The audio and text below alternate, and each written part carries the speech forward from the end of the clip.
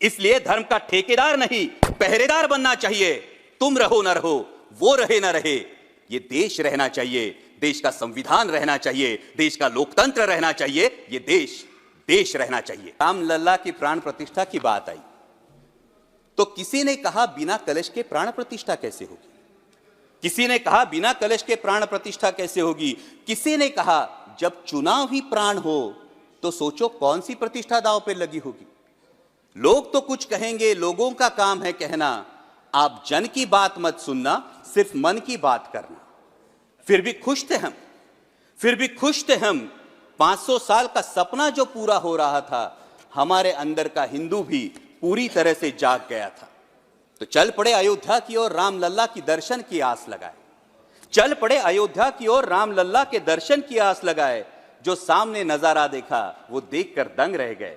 वो 3 मंजिलें, 400 खंबे, 32 सीढ़ियां, जय श्री राम का नारा लगाते हुए हम सीढ़ियां चढ़ने लगे। रामलला से क्या गुहार लगाए ये सोचने लगे।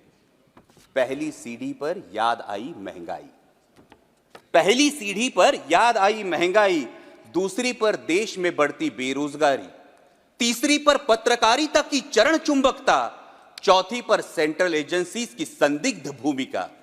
हर सीढ़ी पर कुछ न कुछ याद आ रहा था, हर सीढ़ी पर कुछ न कुछ याद आ रहा था। कहीं 15 लाख का जुमला, कहीं किसानों का आक्रोश था, कहीं महिला कुश्तीगिरों की वेदना थी, कहीं सालाना 2 करोड़ रोजगारों का वादा था, कहीं बढ़ती सांप्रदायिकता थी, तो कहीं चुनिंदा पूंजीपतियों पर मेहरबान हमारी सरकार का चेहरा था। इस वास्तविकता ने झंझोड़ने के बाद भी हम अंधभक्तों की तरह चलते गए। होश तो तब संभाला जब रामलला के दर्शन हुए। हमें नतमस्तक देख रामलला मुस्कुराते हुए बोले, हमें नतमस्तक देख रामलला मुस्कुराते हुए बोले, मैं कल भी था, आज भी हूं, कल भी रहूंगा। जितना इस मंदिर में हूं उतना ही तुम्हारे मन में रहूंगा। लेकिन याद रखना हमेशा मैंने त्रेता युग में रामराज जलाया था, तुम कलियुग में जीते हो जहां संविधान ने गणराज जलाया है।